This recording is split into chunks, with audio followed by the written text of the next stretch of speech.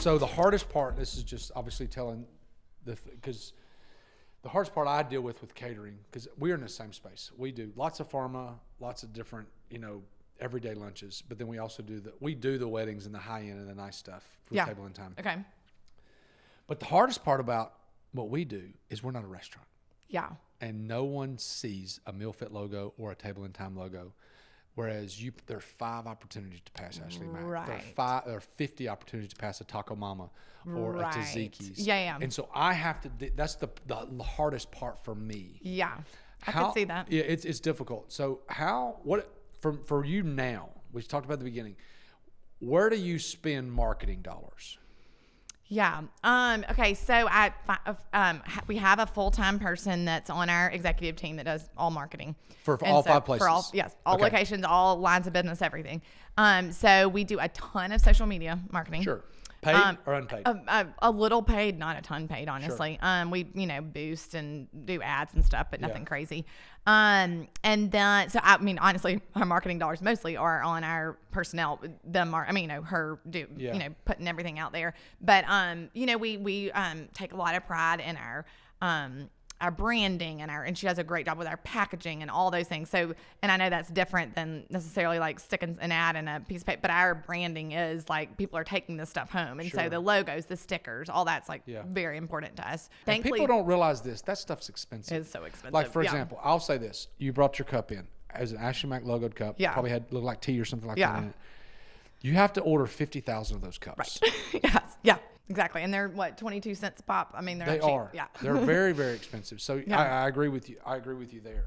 How many hours a week do you currently work in the food stuff? It obviously depends on the week, especially with all the kids stuff. So I try to just work when they're in school, which is 8 to 3. Sure. I still pick up our youngest at school every day. My boys have sports after. So 20 to 50. That's a gigantic. Depending on the week. That's a gigantic range. Thankfully, it's been a long time since I've worked 50, but yeah. No, I would say between 20 and 30. So 2-part question. What do you hate most about this business? Oh, what do I hate most? Hate's a strong word. What do you dislike most? Dislike the most? I would say, gosh, that's tough. Because this is also a positive, but customers, as you like being in the service industry, it's just the general public. I mean, you can do everything right and there's still going to be someone's going to complain about something. You can't please everybody. So whether it's like, why'd you take that off the menu, or why won't you put this on the menu, or my meal was late, or whatever it is, I just think it's there's always something. And so I feel like over the years I've gotten better about taking it in stride, learning how, hey, like I'm going to fail. And a lot of it is, some of it is our fault, and I mean, clearly it's not like we're perfect. We are human. Yes. Yeah. And so, I will say the times that I personally, which this does happen where I have to personally, not very much, but get involved if there's a big, complaint about a big order or something. And, I think when I feel like there's a resolution, it's like, and the customer is like, okay, like, thank you so much. I'm bending over backward trying to make it right. And they accept it. I'm like, I'm okay with that. What's real hard is when you do everything you can to make someone like, I'm so sorry, we're going to refund this, and then they're still upset. That's hard to live with, You have to sit there and go, okay, would I be happy with this solution? Yes. Yeah. And if I would be happy with this solution, I sleep just fine. Yes. Right. So the funny thing is yesterday we had a meeting.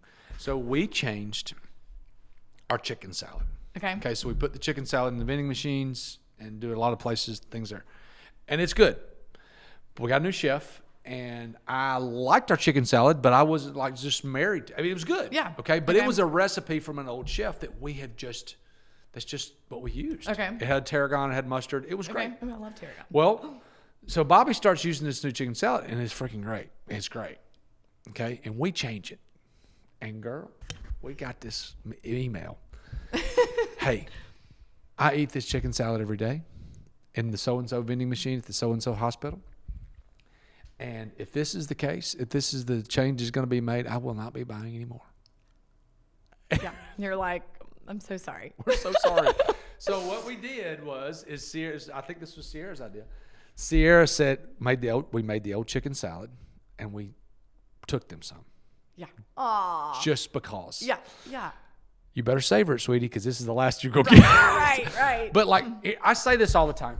Sometimes a screw up is an opportunity to show people how great you really are. Totally. That has happened to us so many times. I've had people after something that happened be like, because of the way you handled this, I like this place even more, you know? We do. It happens a lot in catering. Yeah. Because catering is offsite. Right. And we do drop off a ton just like you do. Right. But we also do the nice setup Right. and things like that. And there are, I mean, it's just the way life is. It happens. It doesn't happen as Right. often anymore. But a lot of times you can make a raving fan by how you fix a problem. Right. And I tell people all the time, don't hit the panic button when something goes wrong. How can you make this right? Because sometimes even losing a little money Yes. will make it okay on the back end. Right. Totally agree with that. And so for people in any kind of business, that's doable in anything Yes. that you do. Yeah. I agree. Okay. If you knew what you knew now, okay, so we're 2005. We're 20 years into this Yeah. thing. Holy crap. I know we're old. We're 20 years into this thing, and you knew what you knew now. What 2 things would you go back and do differently? And don't give me, I wouldn't change a thing. That is bull. Because I got a list of things I would do differently. Hard to narrow down to 2. Yeah. So give me, if you had to go back and do it. Yeah. What are 2 things you would do differently over the last 20 years? Okay, yeah. I will say early on, I would have found mentors, maybe a mentor or multiple maybe, or even just been willing to reach out to people that were even competitors to kind of get glean some knowledge, especially because I was so young. I was 25 years old, trying to kind of understand the industry, learn more. Because I will say now I'm very involved in a group called La Dames de Escoffier. It's a You sounded like you stuttered. Say Okay. it again. I know you probably That's said because it. I'm a Southern girl saying a French word. You probably said it clear. La Dames de Escoffier. So it's Okay. an international organization for women in food. Great. Okay. And so I'm very involved in that. You would know tons of names: Becky Satterfield, Partis Stitt, all these women in food. And we raise money actually for women to go to culinary school, to give scholarships to underprivileged and different people, grants, all kind of stuff. But anyway, I know so many of these business owners, women that, I can text and be like, hey, like, who's doing your t-shirts now? Hey, who's, my cup person is, falling through. I need a new one, whatever, just talking to each other about things. And I think early on I was too afraid to ask anyone because I was new into the industry. And now, especially at my age, I'm 45 now, I'm like more than happy to help anyone, to give them, there's hardly anything you could ask me that I wouldn't tell you, because I'm like, we're all in this together. There is plenty of people in Birmingham that want to eat at all these places, I tell people this all the time. People are going to get tired of Ashley Max. Right. People are going to get tired of Meal Fit. Yeah. Because it's just this. No one wants to eat the same thing every day. Right. And here's the thing too. I tell people there's enough money to go around to make everybody's business go afloat. Yes. If you do a good job. Right. You got to do a good job. Right.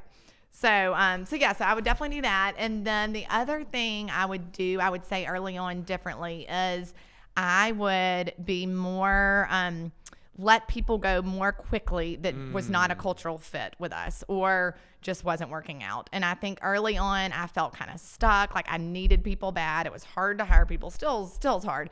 But back then I think sometimes I held on to certain employees too long that I'm like, this person is not a cultural fit. Their attitude is not, what we expect. Maybe sometime the skill was lacking, but a lot of times it was just attitude. And I would be like, gosh, until we find, I've got to have someone here. And I think now I know I would rather do it with a smaller team and, us get it done than kind of have this, all the positions filled, but not filled well. So the 2 things are find somebody to ask and talk about your problems with.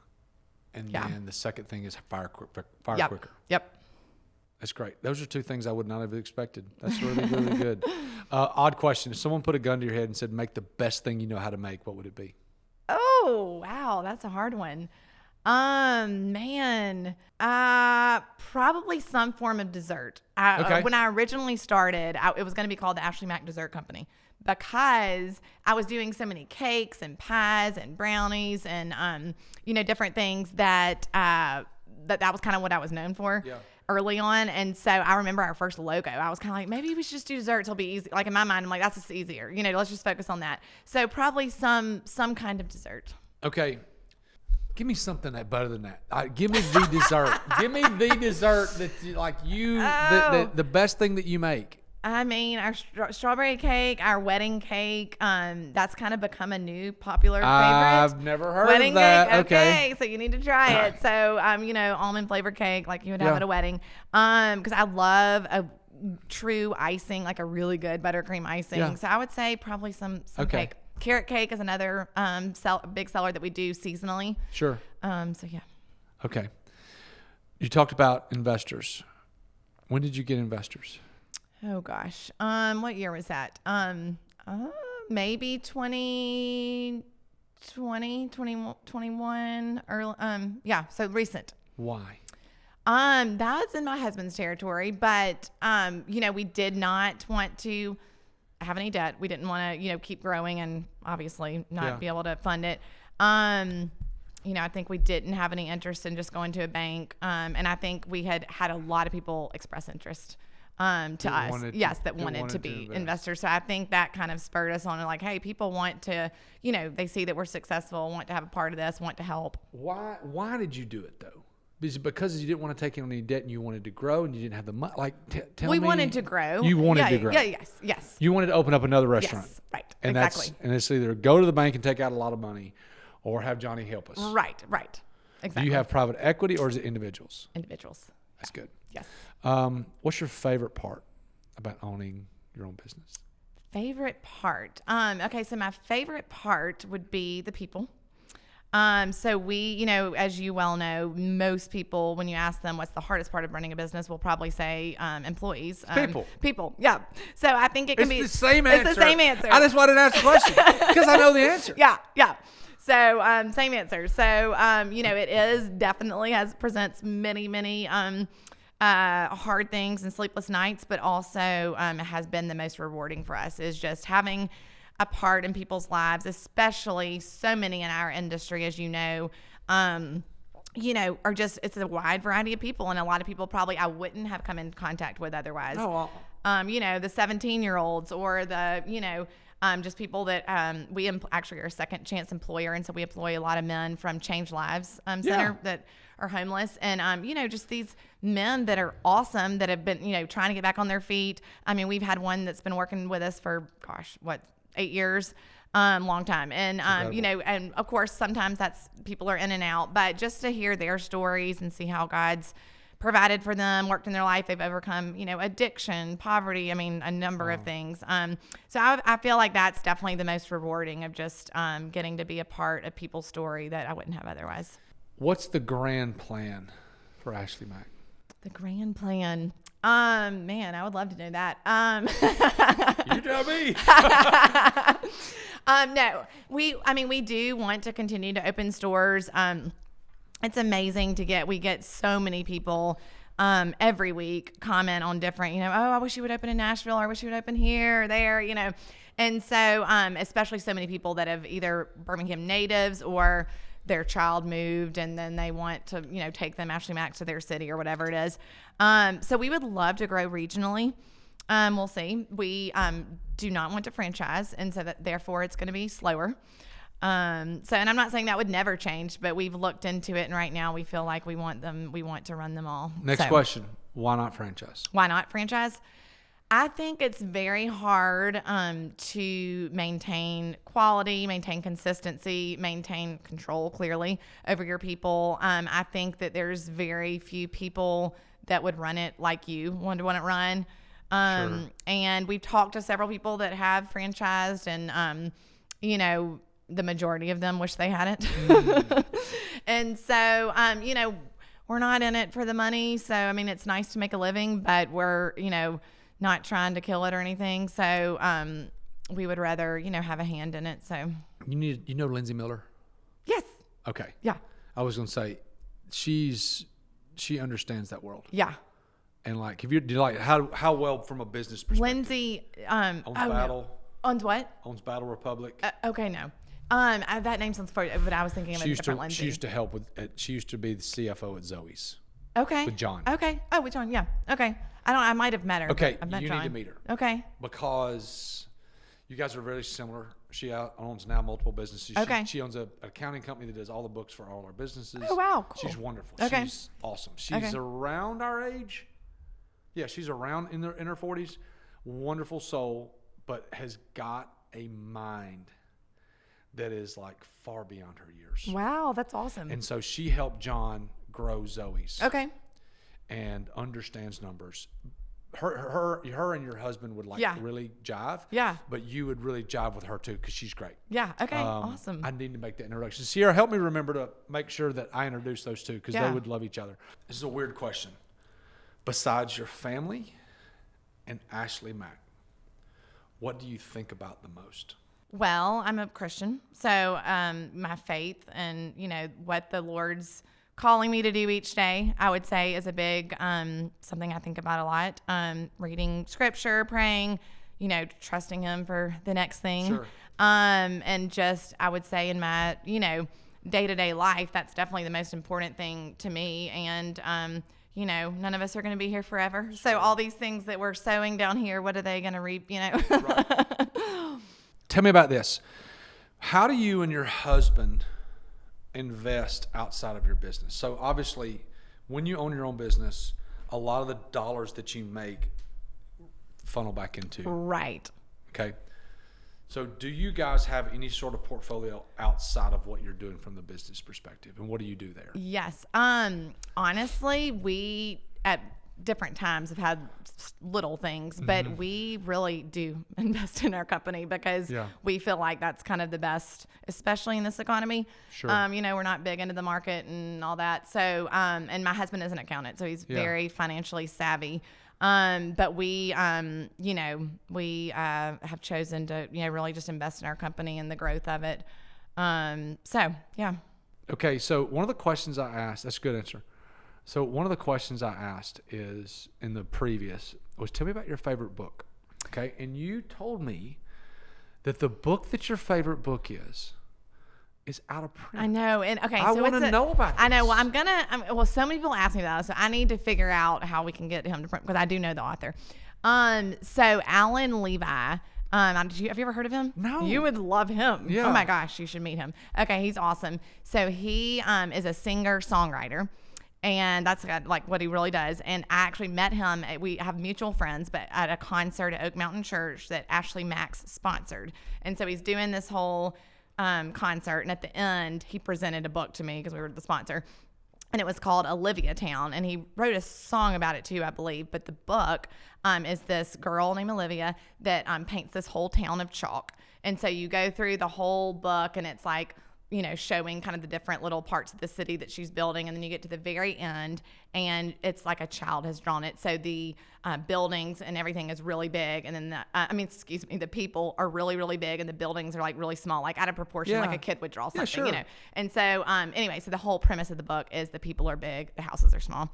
And so he wrote in there a note to me that said something like, to the Queen of Ashley Max Town, continue to color the world with the love of Jesus. The people are big and the houses are small. That's so good. And so ever since he said that, my husband always will kind of text back and forth, or if something's going on, like we're trying to make a decision about something. It's like, okay, the people are big, the houses are small, and so just keeping that in perspective of it's not about the bottom line, it is about the people. So isn't it crazy how God can put people in our lives to where that moment in time, and here we are years later.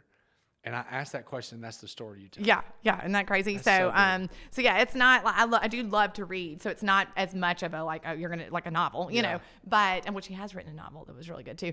But anyway, so tell me about your book. So this is intriguing to me because you've probably got more skill in the kitchen than I do. Oh, I don't know about that. No, you do. Yeah, but The book thing is extremely interesting. Yeah. I love the thought of that. Tell me the whole process there. Yeah. And how that came about. So my husband actually for years has been like, you need to write a cookbook. And even customers, it's like, oh, I wish, I love, I love to cook too. And I love you have so many good ideas or whatever. And on Instagram, I'm not real big on like my personal Instagram, but every once in a while I'll show things I make for the kids or just stuff at home that's not at Ashley Max, And so I have had requests over the years. And then my husband's like, I just think it would be so cool if you did this, And so finally, Hoffman Media actually approached us. Okay, yeah. And Brian Hoffman, I went to high school with Brian and Eric. And Brian was like, that does the bake books and magazines, was like, we totally would love to do a book with you. They're a publishing company and do kind of hold your hand, like start to finish. They have a full test kitchen, photography. So this is Southern Living. Yeah, Southern Lady.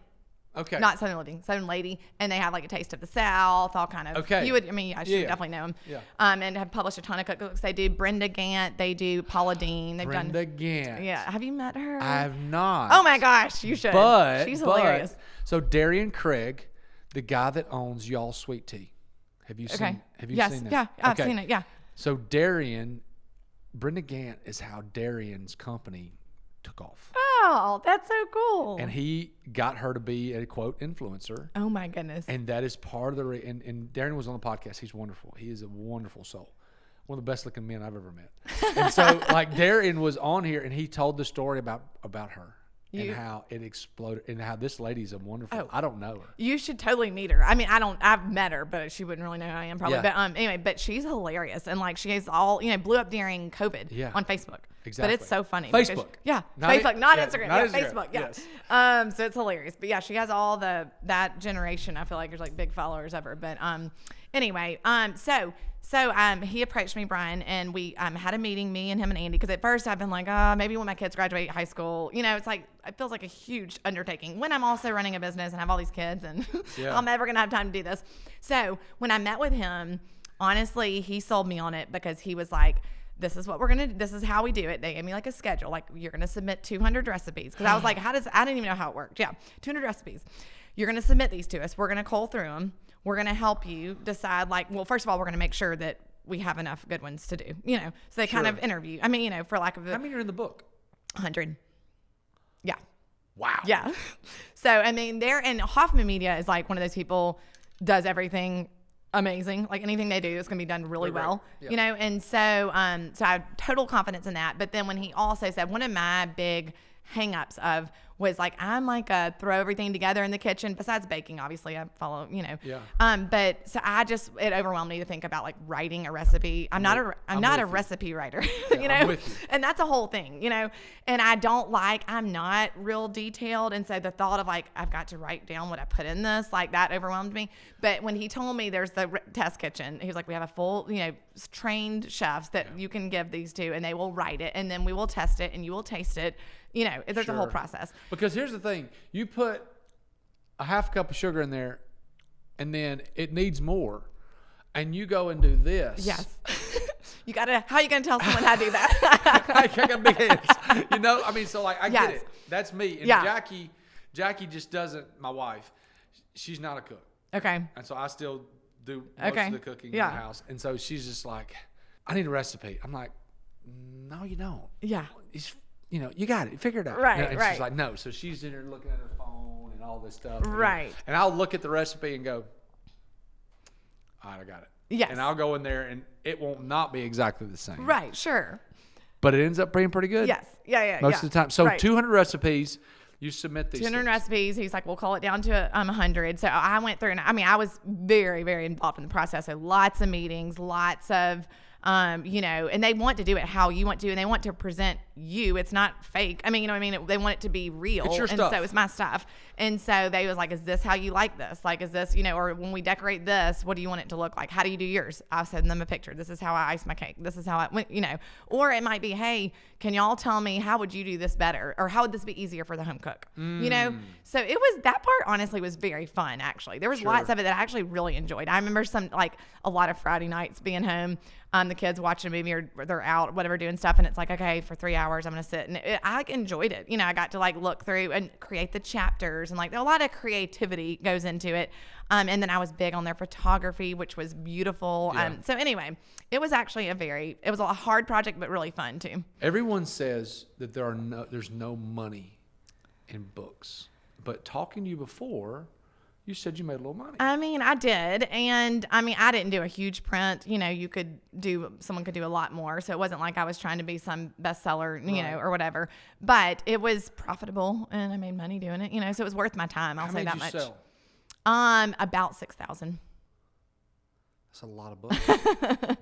I mean, a lot, but, you know, not compared to. Can I go to Amazon right now and buy one? No, they're at my stores.